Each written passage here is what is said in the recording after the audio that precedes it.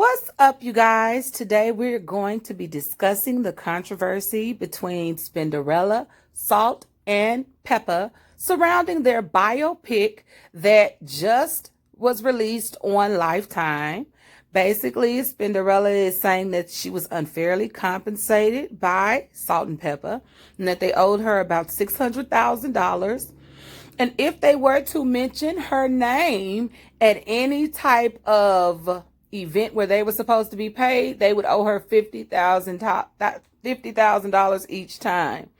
I get tongue-tied every time I say it. So I want you guys to get ready. Make sure that you share this video, give it a thumbs up, and subscribe. We're about to get into our rant and whine. This is your girl, Civil Disobedience. I hope you enjoy it. Peace.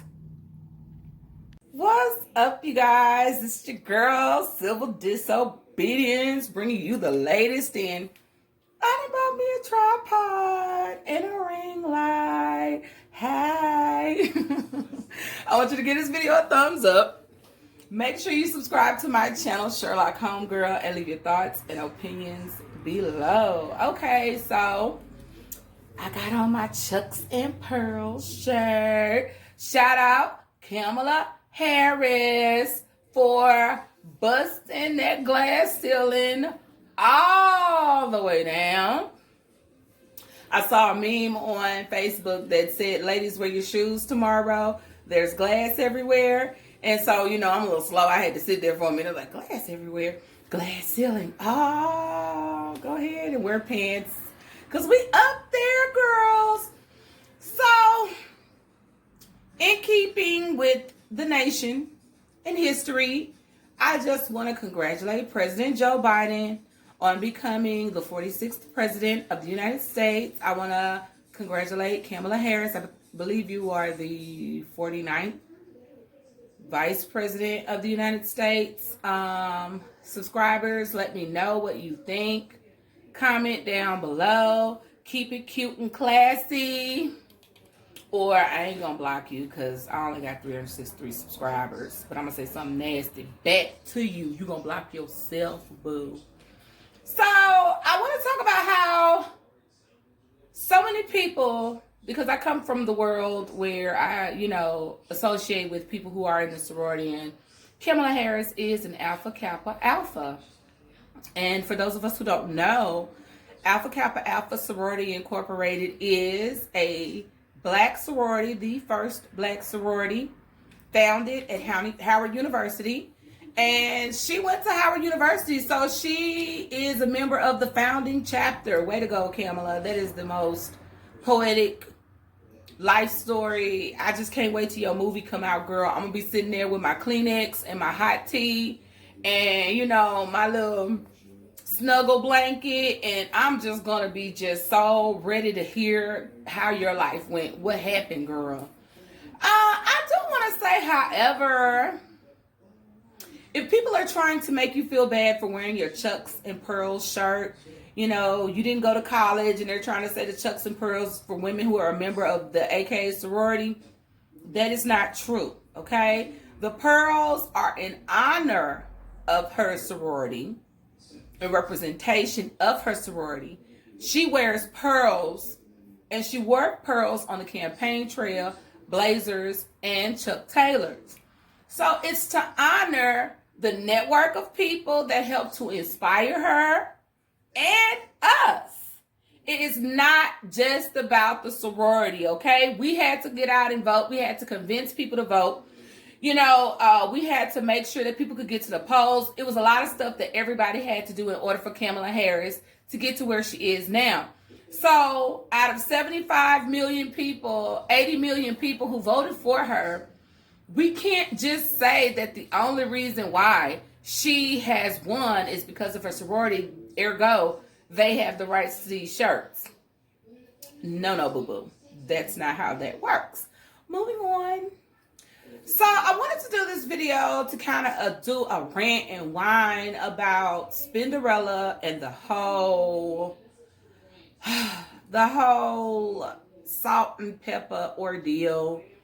Their biopic came out, and honestly, I haven't watched it yet because I really was not comfortable with. I didn't know how the court case had gone out. I knew it was coming out, but I just didn't want to watch it yet with all of the negativity surrounding it. I wanted to sit and enjoy it and not critique it as a person who felt sad because Spinderella was saying she wasn't included in the creative process. And which I did feel sad for her.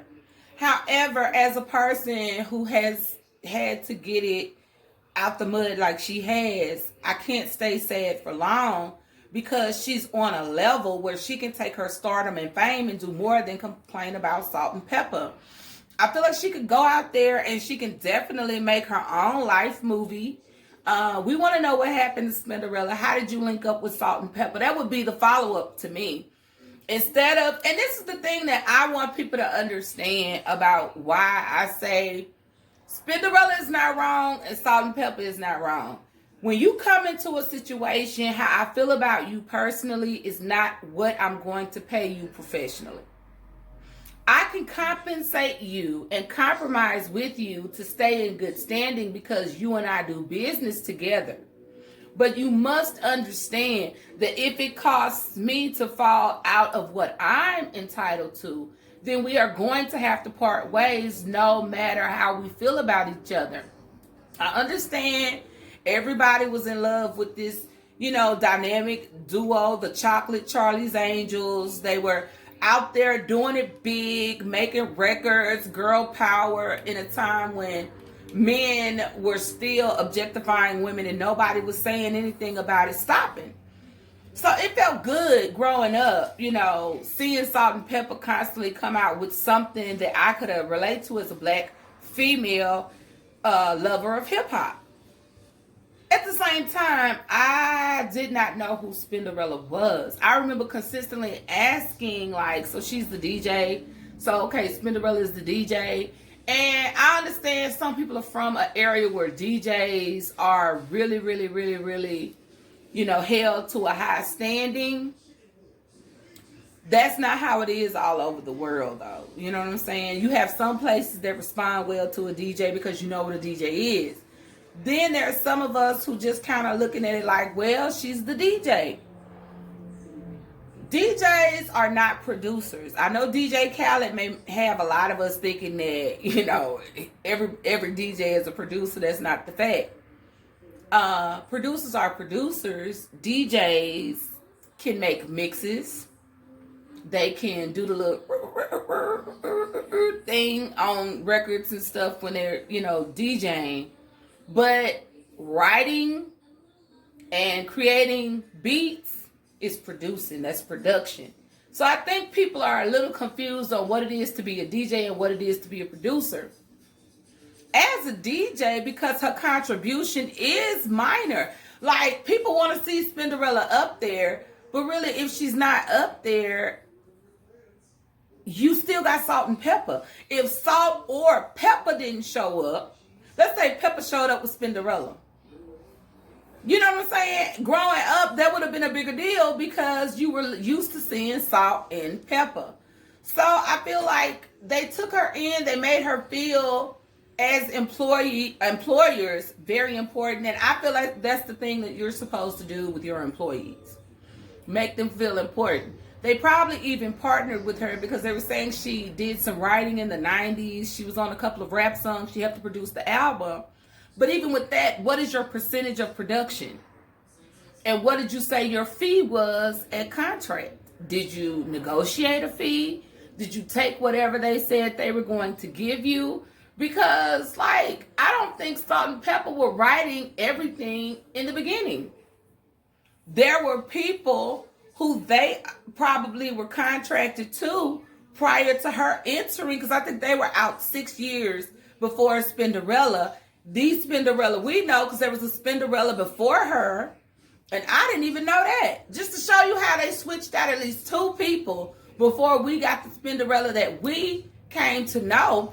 And I believe because she's got the personality she has, she grew to where they pushed her to the forefront. So I feel like Spinderella is shortchanging herself. I feel like Spinderella should do an album like DJ Khaled. Maybe she can collaborate with DJ Khaled, a Spinderella DJ Khaled production. That's something that I feel she needs to look into. I would love to know who manages her, and if she's still relying on their management to manage her, because maybe it's time for her to branch out into separate everything. Because I've always seen DJs, no matter how much they're highlighted. I saw Jam Master Jay. I'm just saying, because I'm not from New York, and a lot of New Yorkers on Facebook were trying to make me understand, you know, you don't leave out the DJ. That's cool in New York. I've always said Run DMC and Jam Master Jay. I've always looked at Jam Master Jay as a part of Run DMC, but I always thought it was the purpose of the DJ to be separate from the group because they may want to do separate things. I did not know people were legit running around thinking that a DJ is supposed to be, I don't care how much I listen to hip hop, we did not have these conversations growing up, you know? And I feel like that's something that's dangerous. If you're not being paid how you feel you need to be paid, don't constantly tie yourself to people who aren't going to pay you what you're worth. Leave those people alone, okay? And I know you guys may think, you may say, well, we grew up listening to SaltnPeppa and Spinderella was always there. That's because they wanted her there. It's not an entitlement. And I totally understand the people who understand a DJ and the importance of a DJ in a group. I get that. It still doesn't negate from the fact that sis is not under an obligation to be equated to them. And that if you see, that's just like Ice Cube and NWA. When he realized that his writing was not being compensated for, he went into a meeting and he said this. They had a $75,000 check waiting on him. They told him he could not get everybody else had signed but him. And he couldn't get the check unless he signed the contract. He said, well, I shouldn't have to sign the contract to get that money. That's my money right there. He left without signing the contract, and he did not get the $75,000. Now, I heard this story so many times because I'm a Cube fan, not necessarily of the albums, because I'm not really a West Coast music lover. I really do like Southern rap. If I have to say what I grew up listening to was A-Ball and MJG, UGK. We listened to SaltnPeppa, but we had Mia X. We had Chicky Black. We had the Ghetto Twins down here. We didn't really have, like, that's what I'm saying. Like, and they had DJs, but usually those DJs did other things like mix at parties, DJ for other artists. I didn't know, like, people expected their DJ to be just tied to the hip of the artist. That just doesn't make sense to me. I don't see how anybody, as a DJ, because you're not going to be compensated how you need to be compensated. By the artist isn't compensated how they need to be compensated. Now, all you're doing is spinning records. I know you're not going to be compensated how you need to be compensated, because if a person can steal your money, they will. Now, that's not saying that I believe SaltnPeppa stole from Spinderella. I genuinely believe they gave her a great rate. Because she's not saying that she wasn't paid well. She's saying she's owed more. And when the courts looked at the procedures, they told them to go to mediation, which was for them to go and talk about it, meaning that there was no clear supporting evidence of what Spinderella was saying about them owing her money. So I feel like perhaps, you know, she became a little bit more successful. She became a little bit more on the side of needing more or wanting more for herself, but her expectancy was coming from the group.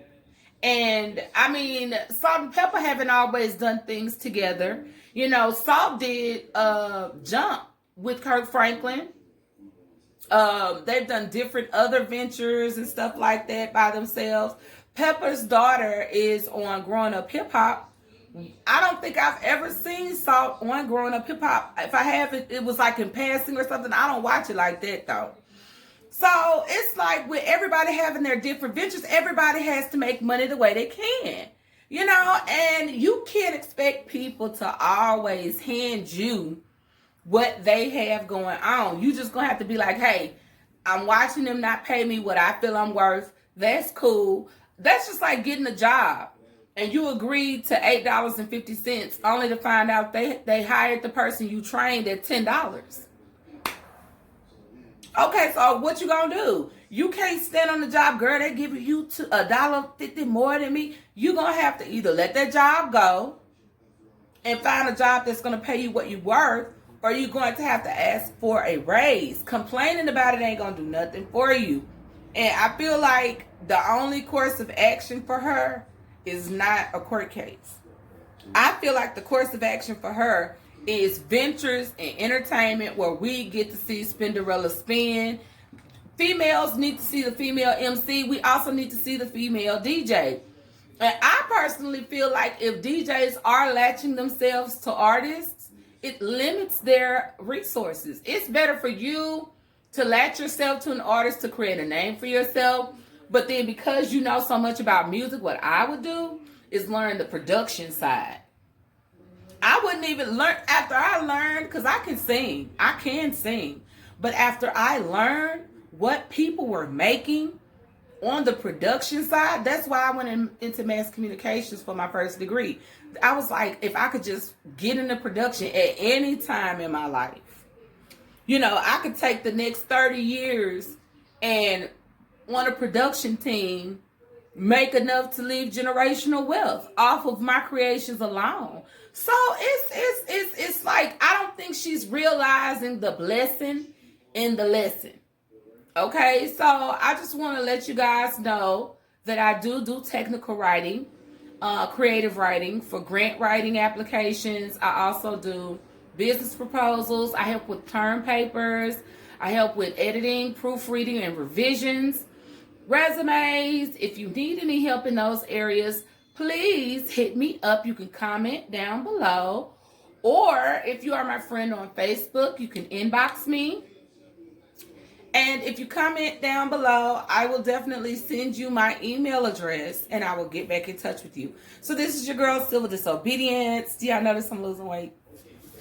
I don't know. See, without the round light, I don't even know if you guys know what I look like because you're sitting funny and the camera's not angled right and things of that nature. But I'm getting rid of this stomach, girl. I've been working out. I don't do hour-long workouts if I don't have to. Weight training, if you are a BBW, is the best thing for you to get into. Go and lay on that floor for 10 minutes and push some weights and do some sit-ups with holding a dumbbell. Lift those legs as opposed to an hour-long walk. Believe me, you'll love the results. I want you to hit that thumbs up button, comment, subscribe, and share. Peace. I gotta look down at my button.